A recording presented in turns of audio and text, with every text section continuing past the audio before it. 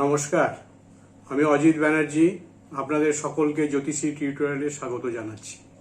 আমি আজকে জাতক জাতিকার বিবাহিত জীবনে সপ্তম ভাব ও পতির প্রভাব নিয়ে আলোচনা করব এবং সপ্তম ভাবে বিভিন্ন গ্রহের অবস্থানের ফলে বিবাহিত জীবনে কীরকম প্রভাব পড়ে সেই সম্বন্ধেও আলোচনা করব। সেই সঙ্গে বিভিন্ন ভাবপতির সপ্তম ভাবে অবস্থানে বিবাহিত জীবনের উপর প্রভাব নিয়েও আলোচনা করব। সপ্তম ভাবে অনেক বিষয়ের বিচার হয়, কিন্তু আজকে আমি সপ্তম ভাব ও সপ্তম পতি বিবাহিত জীবনে কি প্রভাব ফেলে শুধুমাত্র সেই বিষয় নিয়ে আলোচনা করব, অন্য কোনো বিষয় নিয়ে নয়। সপ্তম পতি থেকে স্বামী বা স্ত্রীর বিচার হয়। সপ্তম ভাব থেকে দাম্পত্য জীবনের বিচার করা হয়। সপ্তমপতি যে গ্রহই হোক না কেন, যদি বুধ বা বৃহস্পতির সঙ্গে সুসম্পর্কযুক্ত হয় তাহলে তার স্বামী বা স্ত্রী শিক্ষিত, বুদ্ধিমান এবং রুচিশীল হবে।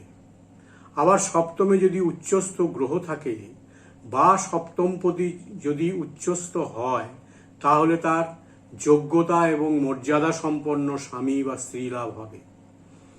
বর বা কন্যা সপ্তম অধিপতি যদি মঙ্গল বা শনি হয় এবং সে যে রাশিতে থাকবে সেটা কন্যা বা বরের রাশি হইলে অশুভ হবে। জাতিকার লগ্নের সপ্তমে চন্দ্র শুক্র একত্রে থাকলে তার চারিত্রিক দৃঢ়তা রাখা কঠিন হয় ও স্বামীর বিষয়ে সুখী হয় না।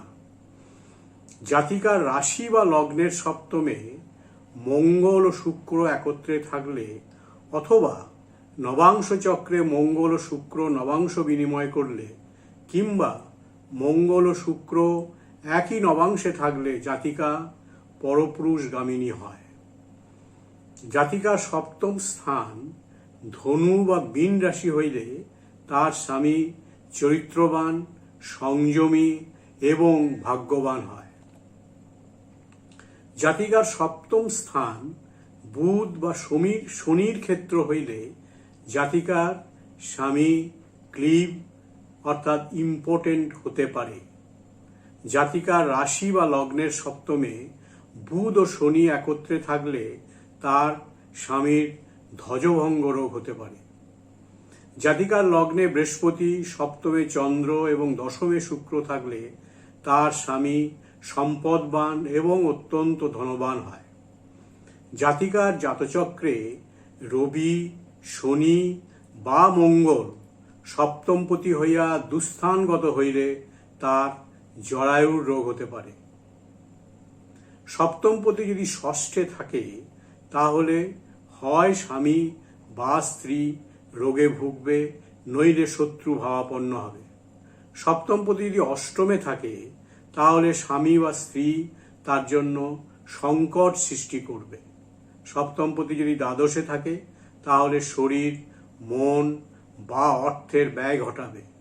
সপ্তমপতি দ্বিতীয় থাকলে স্ত্রী ভাগ্যে ধন হবে। সপ্তমপতি দশমে থাকলে স্বামী বা স্ত্রী কর্মজীবী হবে। এখন আমরা দেখব বিবাহ বা বিবাহিত জীবনে সপ্তম ভাবে রবি থাকলে কি ফল হয়। সপ্তম স্ত্রীর বা স্বামীর স্থান। রবি পীড়িত ও প্রতিকূলতা যুক্ত হইয়া সপ্তমে থাকার হেতু স্ত্রীর বা স্বামীর শরীরের অশুভ কারক হবে বা স্ত্রী বা স্বামী দুঃখ দিবে।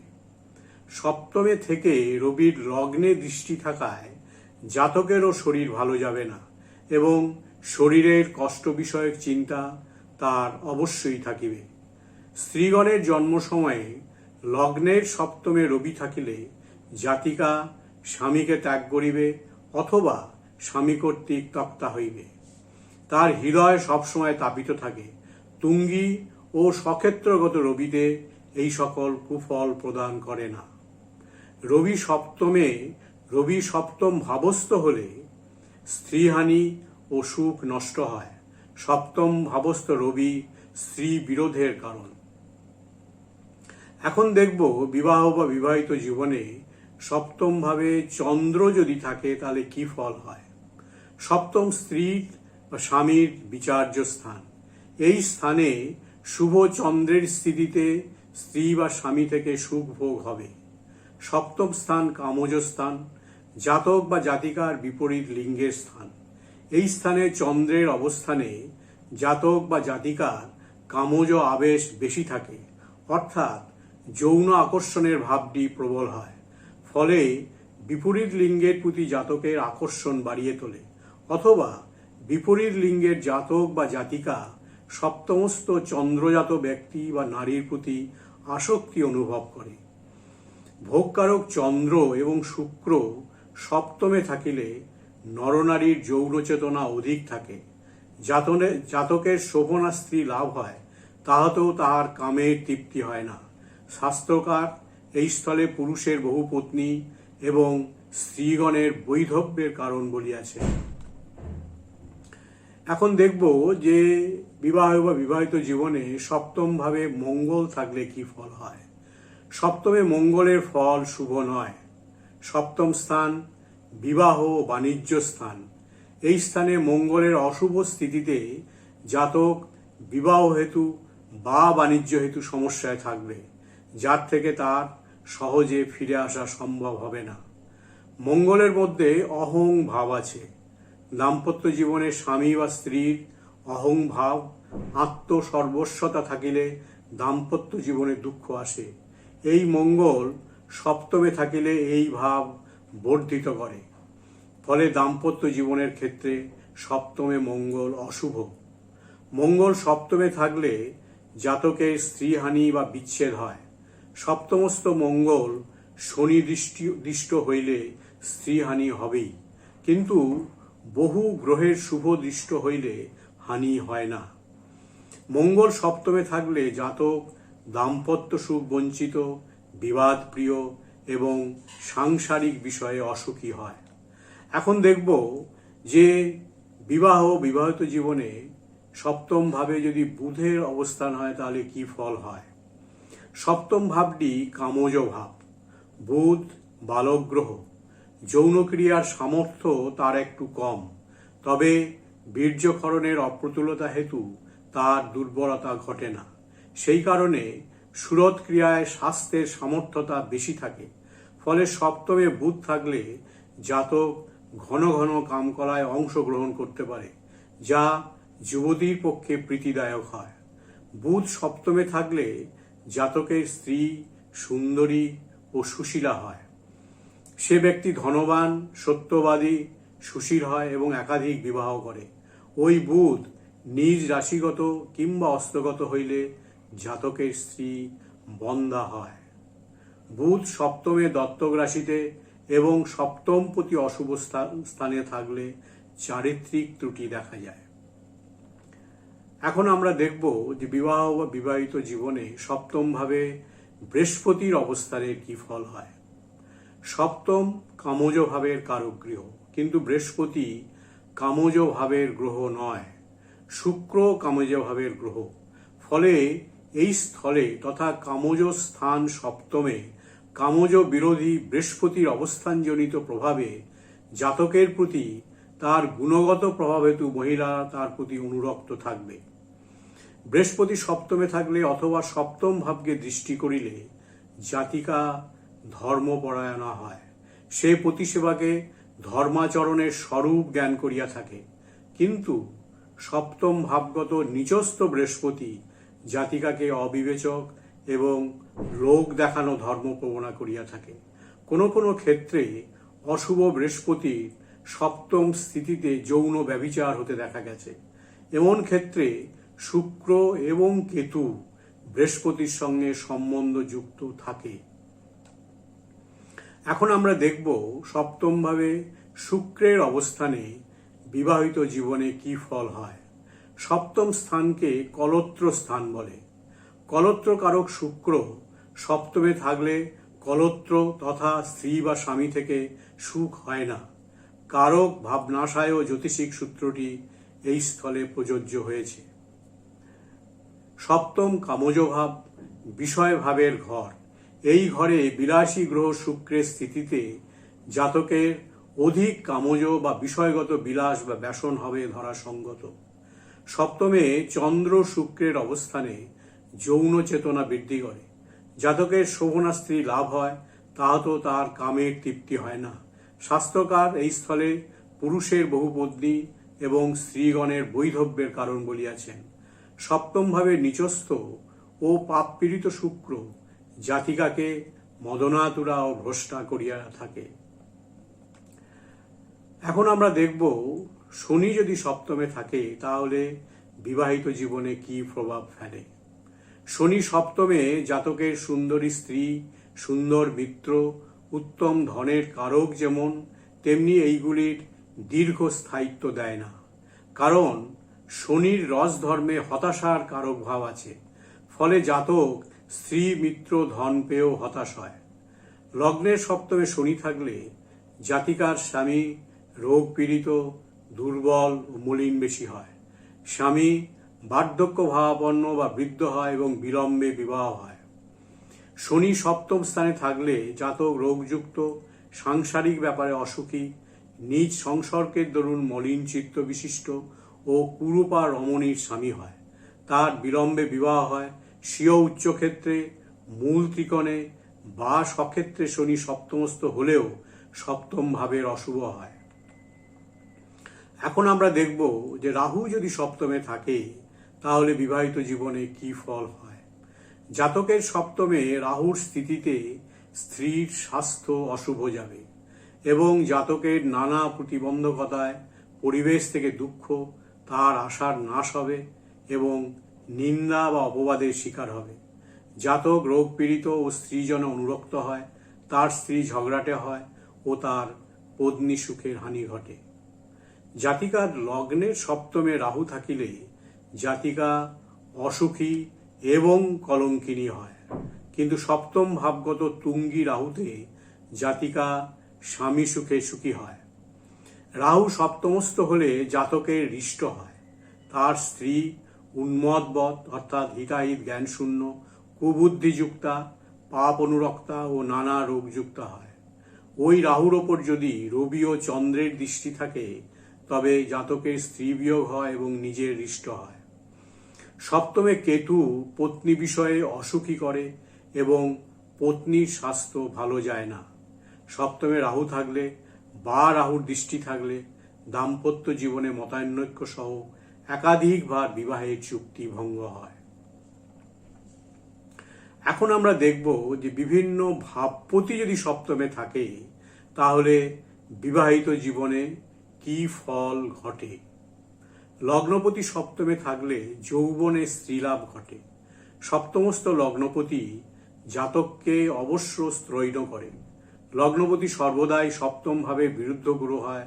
ফলে সপ্তমে লগ্নপতি থাকলে সপ্তম ভাবটি দুর্বল বা অস্থিরতা যুক্ত হয়। এই ক্ষেত্রে লগ্নপতি সপ্তমে বিশেষভাবে পীড়িত এবং প্রতিকূল হলে স্ত্রীনাশের কারক হয়। লগ্নপতি শুভ গ্রহ হলে এই অশুভ ফলে হ্রাস ঘটবে এবং জাতক ক্রয় বিক্রয় বাণিজ্যে লাভবান হবে। দ্বিতীয়পতি সপ্তমে থাকলে জাতকের সদা হাস্যময়ী, বিলাস ভোগবতী ও ধনসংগ্রহে তৎপরা ভার্যা হয়। সেই জন্য জাতকের বিবাহের পর ধনলাভ হয়, বাণিজ্যে লাভবান হয়। ওই ধনপতি ক্রূর গ্রহ হলে তার ভার্যা বন্দা হতে পারে। দ্বিতীয়পতি প্রতিকূল হয়ে সপ্তমে থাকলে জাতক পরস্ত্রীতে গমন করবে। পাপযুক্ত বা পাপদৃষ্ট হইলে তার স্ত্রী ব্যভিচারিণী হবে। তৃতীয়পতি সপ্তমে থাকলে জাতকের পত্নী রূপবতী, জাতিকার পত্নী রূপবান হয়। দূরে বিবাহ হয় ও ব্যবসা বাণিজ্যের জন্য জাতককে বহু ভ্রমণ করতে হয়। চতুর্থপতি সপ্তমে থাকলে জাতকের বিবাহজনিত সৌভাগ্য লাভ ও ব্যবসায় উন্নতি হয়। সে নানা বিদ্যায় পারদর্শী হলেও সভায় জড়বৎ হয়। ওই চতুর্থপতি ক্রূর গ্রহ হলে পুত্রবধূ দ্বারা জাতক লাঞ্ছিত হয়। পঞ্চমপতি সপ্তমে থাকলে জাতক মনোজ্ঞা পত্নী ও সুসন্তান লাভ করে। সে স্ত্রৈণ ও দাম্পত্য সুখে সুখী হয়। ষষ্ঠপতি সপ্তমে থাকলে জাতকের স্ত্রী সুখ হবে না। সপ্তম স্ত্রী স্থান, এই স্থানে জাতকের রোগকারক গ্রহ ষষ্ঠপতি এবং সপ্তমের দ্বাদশ ভাবপতি অর্থাৎ ব্যয়পতি বা দুস্থানপতি থাকায় স্ত্রীর স্বাস্থ্য বিষয়ে অশুভ ধরবেন। স্ত্রীর সঙ্গে বিবাদ হয়। সপ্তমপতি ষষ্ঠপতির মিত্র গ্রহ হলে বিবাদের পরে মতের মিল হয়। সপ্তমপতি সপ্তমে শুভ হলে জাতক স্ত্রীর দ্বারা সুখ প্রাপ্ত হবে। সপ্তমপতি সপ্তমে থাকলে সক্ষেত্রী হয়, ফলে সপ্তম ভাবটি বলযুক্ত ভাবে ধরতে হবে। সপ্তম ভাব বলযুক্ত হলে জাতকের বিবাহ বড় এবং বর্ধিষ্ণু পরিবারে হবে ধরবেন। সপ্তমস্থ সপ্তমপতি পীড়িত বা অষ্টম দ্বাদশপতির নক্ষত্রে বা অষ্টম দ্বাদশস্থ গ্রহের নক্ষত্রে থাকে বা সপ্তমপতি অষ্টম বা দ্বাদশপতির সঙ্গে সম্বন্ধকারক হয়ে প্রতিকূল হয়, তবে স্ত্রী থেকে সুখ আসবে না সিদ্ধান্ত নেবেন। অষ্টমপতি সপ্তমে থাকলে জাতকের দুটি ভার্যা হবে। সপ্তম স্থান স্ত্রী বা জায়াস্থান, এই স্থানে জাতকের বিনাশপতি অষ্টমপতি থাকলে স্ত্রীর বিনাশ হবে ধরা হয়েছে, অথবা জাতকের দুইটি বা একাধিক স্ত্রী হওয়ার কথা বলা হয়েছে। নবমপতি সপ্তমে থাকলে জাতকের স্ত্রী দ্বারা সুখ হবে। সপ্তম স্থান ভাগ্যপতির স্থিতিতে সপ্তম থেকে বিচার্য স্ত্রী থেকে জাতকের ভাগ্য বা সুখ হবে ধরা হয়েছে। নবমপতি সপ্তমে থাকলে জাতক রূপবতী, সাধ্বী, সুশীলা, পুণ্যবতী ও সুমিষ্ট ভাষিনী পত্নী লাভ করে। জাতক বাণিজ্যে লাভবান হয়, সে ধনবান ও বিদ্যায় যশস্বী হতে পারে, কিন্তু সপ্তমস্থ নবমপতি পীড়িত ও অশুভাশ্রয়ী হলে ফল ভালো হবে না। শুভ দশমপতির সপ্তমের স্থিতিতে সপ্তম ভাব শুভাশ্রয়ী হলে জাতক স্ত্রী দ্বারা সুখযুক্ত হবে। মূলত এমন অবস্থায় জাতক বা জাতিকার বিবাহের পর কর্মভাবের শুভ প্রগতি বা বিকাশ ঘটে। দশমপতি সপ্তমে থাকলে জাতকের পত্নী সুদর্শনা, পুত্রবতী ও সেবাপরায়ণা হয়। একাদশপতি সপ্তমে থাকলে জাতকের স্ত্রীর কুল থেকে সর্বদা লাভ বা প্রয়োজন মিটবে বলা হয়েছে। স্ত্রীর কুল ধরলে শ্বশুরবাড়ি ধরবে। একাদশপতি সপ্তমে থাকলে জাতক তেজস্বী, উদার, এক পত্নী বিশিষ্ট ও দীর্ঘায়ু হয়, তার পত্নীহানির সম্ভাবনা থাকে। দ্বাদশপতি সপ্তমে থাকলে জাতকের স্ত্রীর জন্য সর্বদা ব্যয় হবে। জাতকের স্ত্রী সুখ হবে না। জাতকের স্ত্রী দ্বাদশপতির প্রভাবে দেহের সুখ পাবে না। দ্বাদশপতি হচ্ছে সপ্তমের ষষ্ঠপতি। এই ক্ষেত্রে সপ্তমপতি পীড়িত ও অশুভভাবে থাকলে সিদ্ধান্তটি নিশ্চিতভাবে ধরবেন। এতক্ষণ আমি বিবাহিত জীবনের উপরে সপ্তমপতি ও সপ্তম ভাবের প্রভাব নিয়ে বিস্তারিত আলোচনা করলাম। আজকে আমি এটাও আলোচনা করেছি যে সপ্তম ভাবে বিভিন্ন গ্রহের অবস্থানের ফলে বিবাহিত জীবনে কি রকম প্রভাব পড়ে এবং বিভিন্ন পতি সপ্তমে থাকলে বিবাহিত জীবনে কি প্রভাব পড়ে। আজকের আলোচনা আমি এখানেই শেষ করছি। পরবর্তী ভিডিওতে অন্য বিষয় নিয়ে আলোচনা করব। Thanks for watching my channel. If you like the contents of my channel, please subscribe. ভালো থাকবেন। নমস্কার।